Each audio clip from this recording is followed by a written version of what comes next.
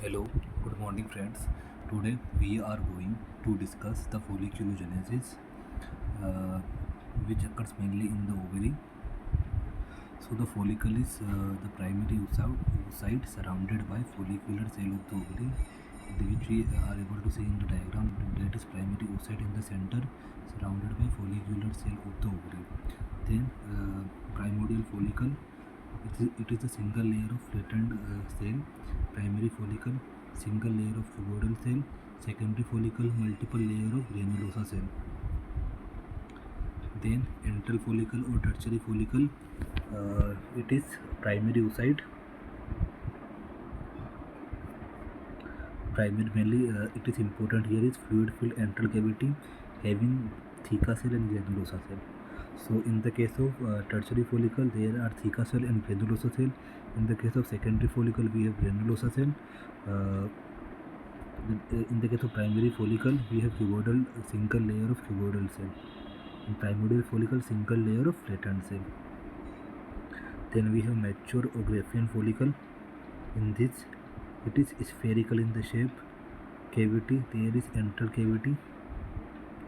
Mainly it is three layers: theca externa, interna and granulosa cell, same as in the case of tertiary follicle. Cumulus oophoricus, it is the cumulus oophoricus.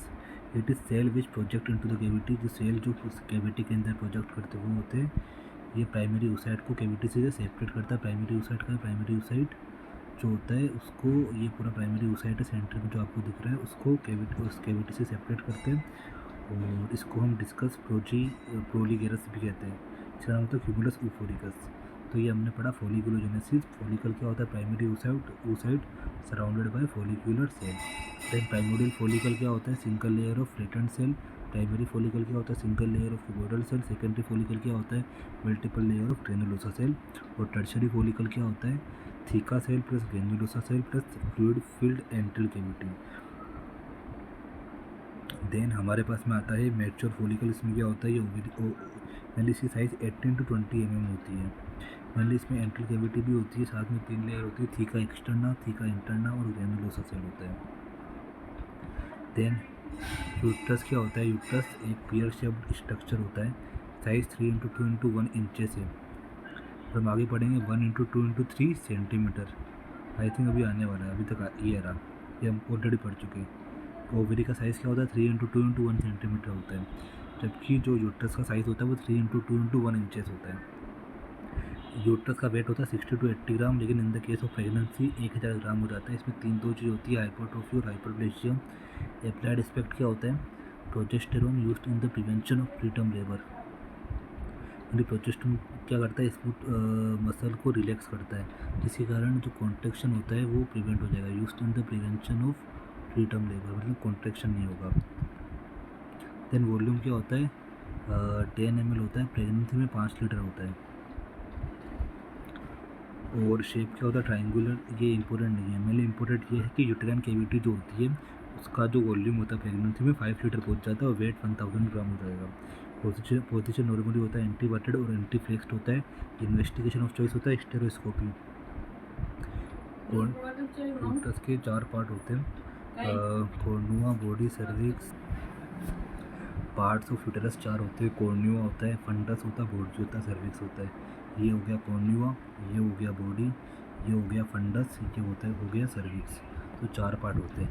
ये mainly जब हम ये cervix जो होता है uterus का part होता है, लेकिन जब हम बात करेंगे सर्वाइकल फाइब्रोइड की, वो एक सेपरेट पार्ट होगा, वो यूटेराइन फाइब्रोइड के अंदर नहीं आएगा. मेनली जो कॉर्न्युआ ऑफ यूट्रस होता है, इससे एंटीरियर टू पोस्टीरियर रिलेशन क्या होता है वो देखना है. इसका ट्रिक होता है आरटीओ. आर से होता है राउंड लिगामेंट. सबसे आगे क्या होता है? एंटीरियरली होता है राउंड लिगामेंट. फिर होता है फेलोपियन ट्यूब. फिर होता है ओवेरियन लिगामेंट. आरटीओ ट्रिक होती है इसकी. देन सुपीरियर टू इन्फीरियर, ये इतना इंपॉर्टेंट नहीं है. मेनली एंटीरियर टू पोस्टीरियर पता होना चाहिए. ये कॉर्न्युआ, ये रहा कॉर्न्युआ के एंटीरियर टू पोस्टीरियर क्या होता है? आरटीओ होता है round ligament, fallopian tube and ovarian ligament. मैंने बताया था कि जैसे कि सर्वाइकल फाइब्रोड जो होता है वो क्या होता है, एक्स्ट्रा यूटेराइन होता है।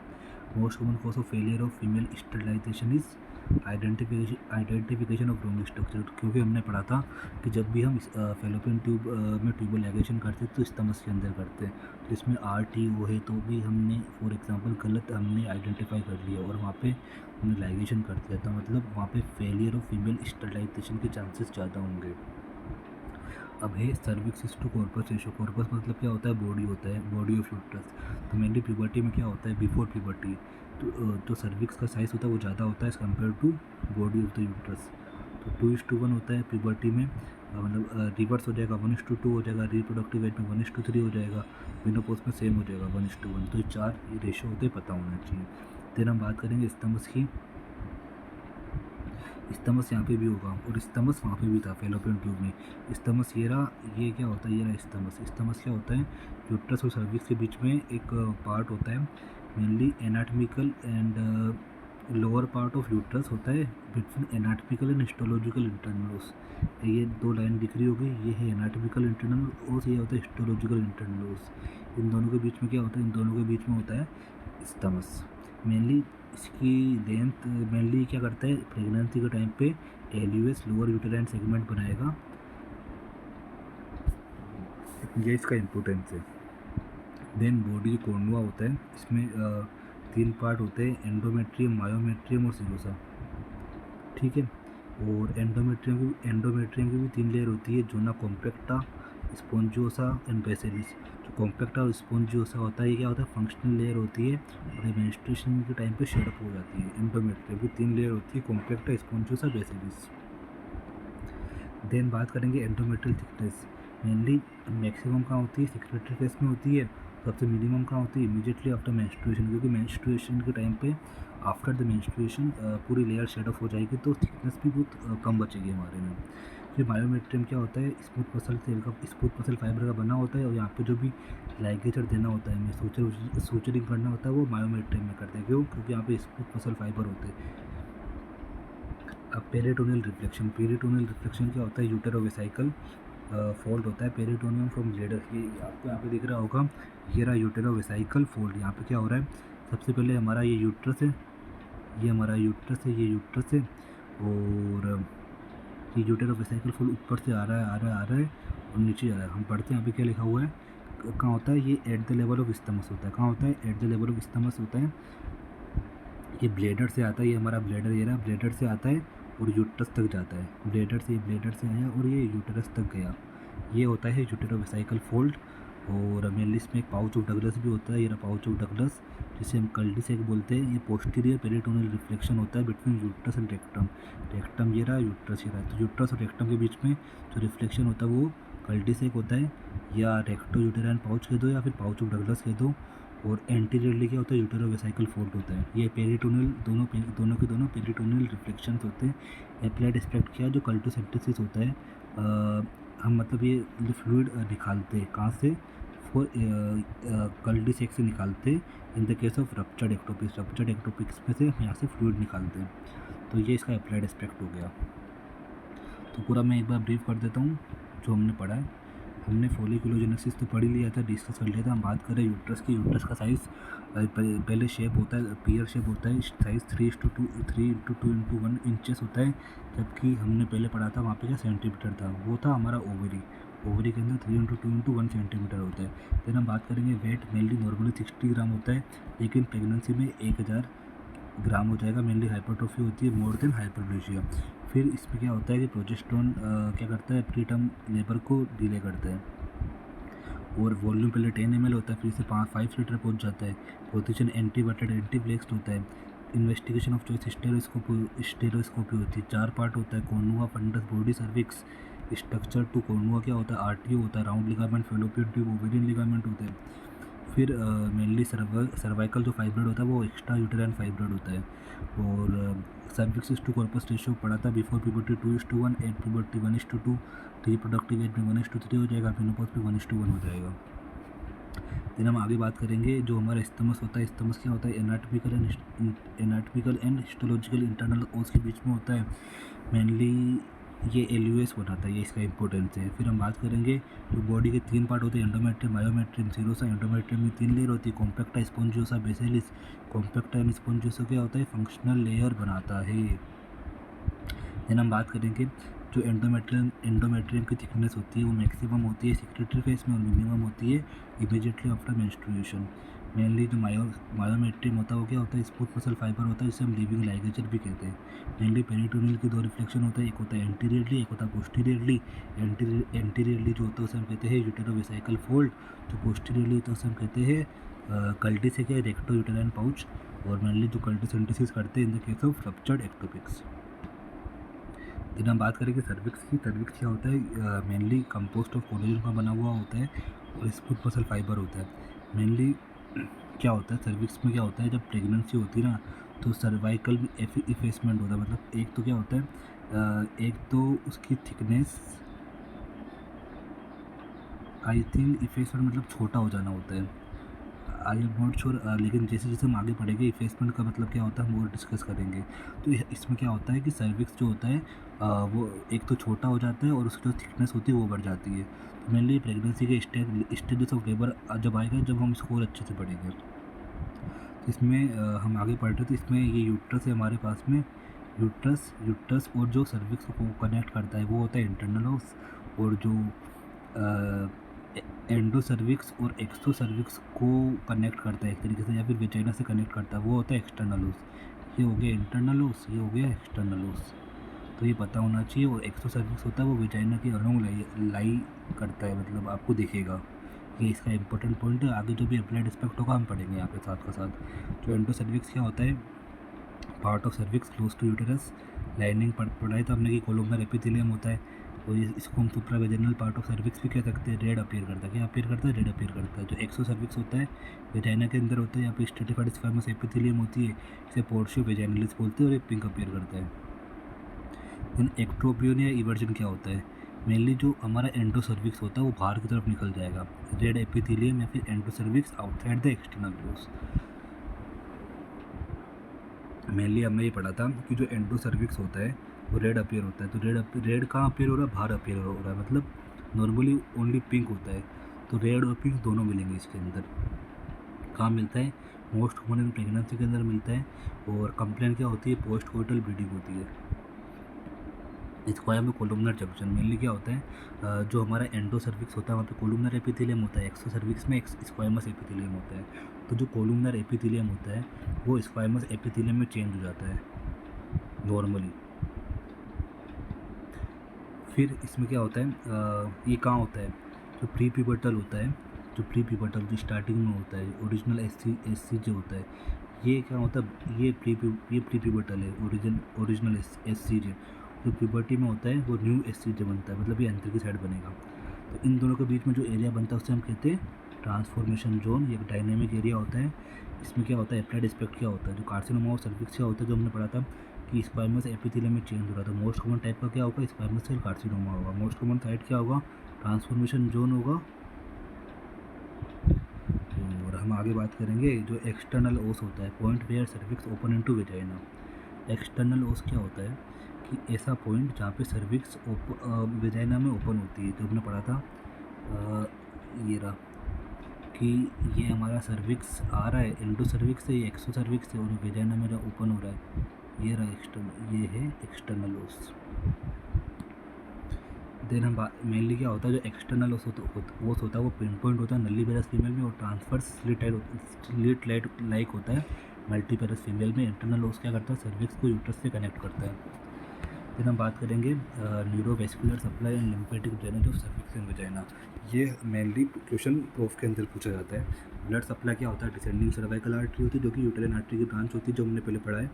मेनली कहाँ होता है, 3 o'clock और 9 o'clock पोजीशन पे होता है, इसलिए जो हम ब्लॉक देते हैं वो उसके आसपास देंगे। तो पैरा सर्वाइकल ब्लॉक देते हैं, मतलब 2, 4, 8 और 10। कॉन्ट्रा इंडिकेशन क्या होता है, 3 और 9। फॉर एग्जाम्पल मान लो ये 3 है, ये 9 है, तो यहाँ पर 2 होगा, 4 होगा, ये 8 होगा, ये 10 होगा। तो यहाँ पे तो कॉन्ट्रा इंडिकेटेड है ये ब्लॉक यहाँ पे, क्योंकि अब यहाँ पे आर्टरी आती है हमारी, क्या आती है, मेनली जो डिसेंडिंग सर्वाइकल आर्टरी होती है वो यहाँ पे 3 पोजीशन और 9 पोजीशन पे आती है। तो ब्लॉक हम यहाँ देंगे, यहाँ देंगे, यहाँ देंगे और यहाँ देंगे, 4 जगह ब्लॉक देते हैं। फिर इसमें क्या पढ़ेंगे हम, लिम्फेटिक ड्रेनेज होता है होप, हाइपोगेस्ट्रिक, ऑब्चुरेटर, पेरा, सर्वाइकल, इससे होता है एक्सटर्नल इलियक लिम्फ नोड। ये इसकी लिम्फेटिक सप्लाई होगी, ये इसकी आर्टेरियल सप्लाई होगी। मेनली इसमें क्या होता है, जो कार्सिनोमा ऑफ सर्विक्स होता है वो सुपरफिशियल इन्वाइनल लिम्फ नोड में अगर इन्वॉल्व हो जाएगा तो डिस्टेंट मेटास्टेसिस भी शो कर सकता है। ये हम आगे पढ़ेंगे कार्सिनोमा ऑफ सर्विक्स के अंदर। नर्व सप्लाई S2S4 होता है, पढ़ाई था अपन ने, सेक्रल आ जाएगा, वो फ्रैंकर होसर गैंग्लियन, ये पढ़ा था अपन ने। पेरिटोनियल कवरिंग जो होता है इसमें पोस्टीरियरली होती है, एंटीरियरली नहीं होती है। ये तक पॉइंट क्लियर नहीं हुआ, लेकिन पढ़ना है तो पढ़ लेना, वरना छोड़ देना, इम्पोर्टेंट नहीं है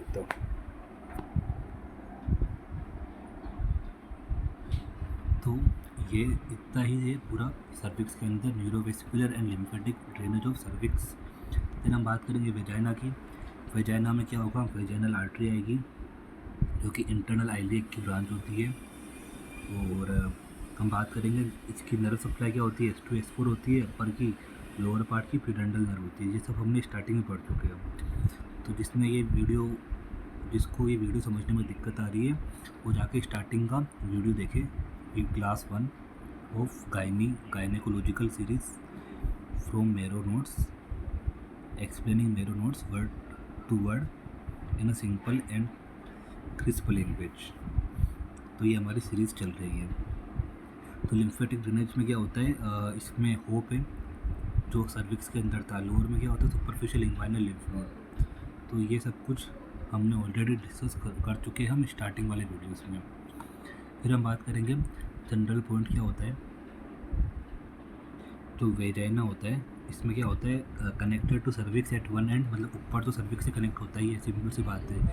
वो कहाँ ओपन होता है, वल्वा में। वल्वा मतलब क्या होता है, एक्सटर्नल फीमेल जेनिटलिया होता है, वहाँ पे ओपन होता है एट इंट्रोशियस। इंट्रोशियस ओपनिंग होती है एट द अदर एंड, मतलब इंट्रोशियस ओपनिंग होती है वेजाइना की, जो कि वल्वा में खुलता है। वल्वा क्या होता है, मान लो फॉर एग्जांपल इसको पूरे को हम बोलेंगे वल्वा। तो जो वेजाइना अंदर से आ रहा है उसकी एक ओपनिंग होगी, उसे हम कहेंगे इंट्रोशियस। इतना ही है बस।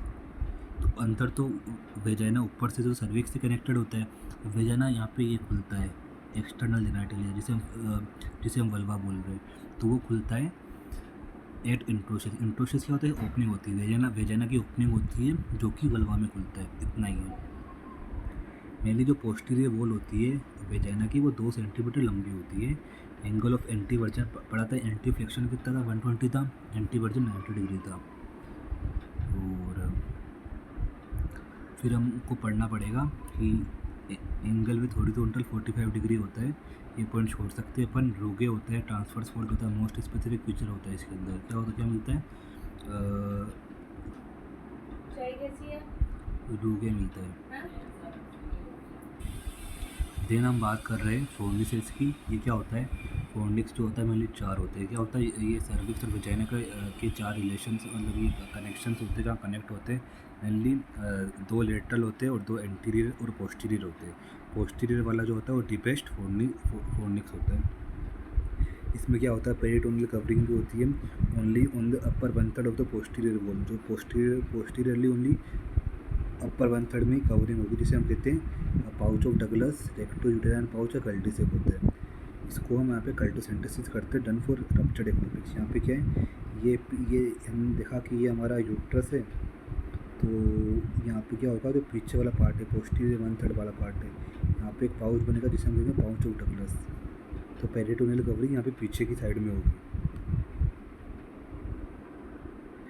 फिर हम बात करेंगे रिलेशंस, वेजाइना के रिलेशन क्या होंगे। वेजाइना है हमारा, आगे क्या दिख रहा है, आगे ब्लेडेड दिख रहा है आपको, और ओपनिंग होएगी तो यूरेथ्रा हो जाएगा।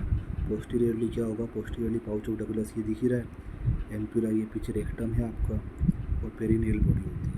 लेटरली क्या होगा, ट्रांसफर सर्वाइकल लिगामेंट, जिसे हम कार्डिनल लिगामेंट भी बोलते हैं, और यूरेटर होता है, और बार्थोदिन ग्लैंड होता है। ये याद होना चाहिए।